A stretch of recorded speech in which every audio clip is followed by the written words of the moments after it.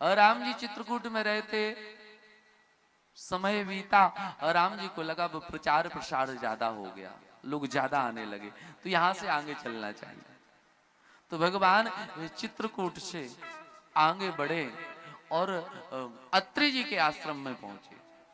अत्रि मैया महाराज के यहाँ पर इनकी धर्म पत्नी का नाम अनुसुईया मैया है।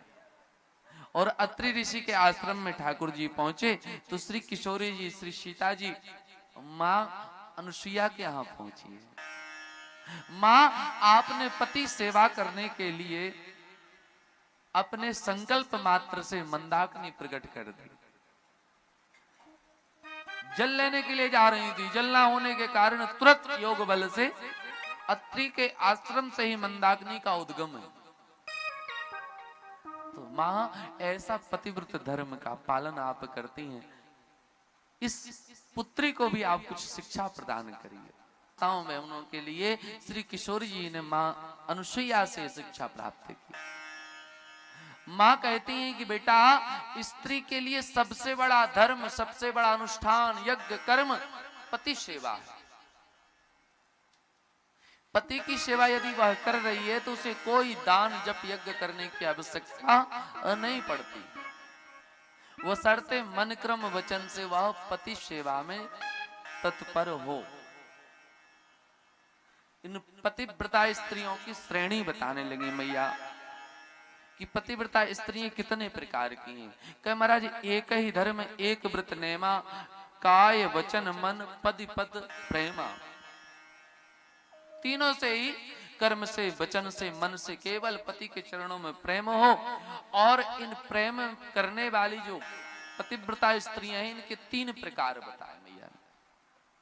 पहला प्रकार जो बताया कि महाराज जो उत्तम है, जिसे वेद पुराणों ने बताया, संतों ने गाया, वो सर्वश्रेष्ठ स्त्रियां वह हैं, उत्तम के बस असमन माही, सपने आन पुरुष जगना। मेरे पति को छोड़ करके संसार में कोई पुरुष बना ही नहीं, है ही नहीं, अनन्य, इनके अलावा कोई अन्य है ही नहीं। तो ये सर्वश्रेष्ठ पतिव्रता स्त्रियां हैं।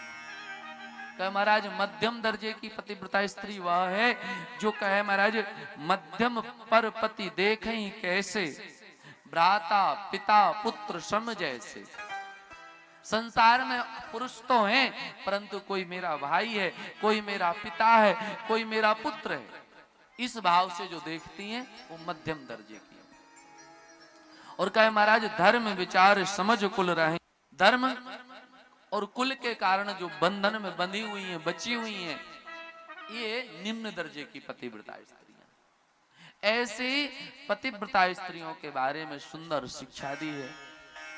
पतिव्रता स्त्रियों के बारे में जितनी पतिव्रत स्त्रियों का बारे में एक कथा सुनाए आपको।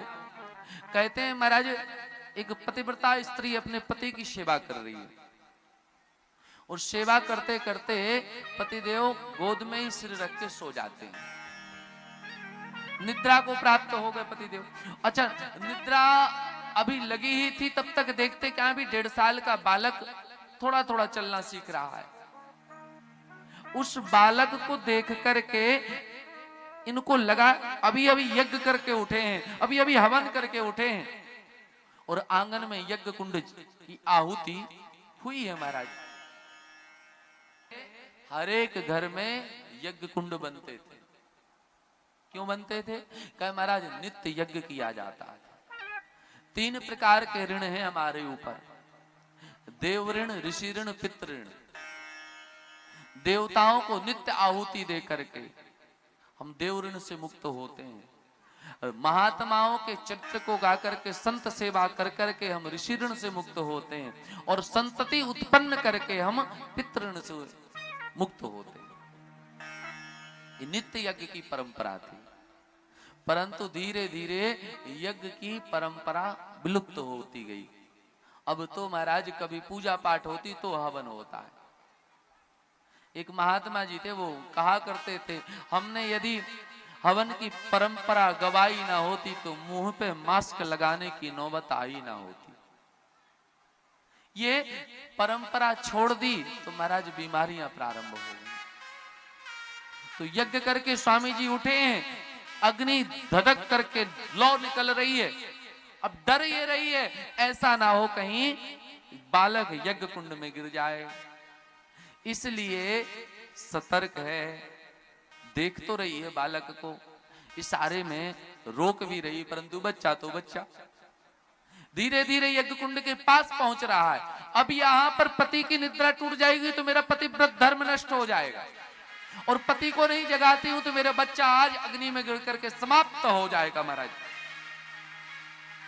एक तरफ पुत्र है, एक तरफ पति है, क्या करें?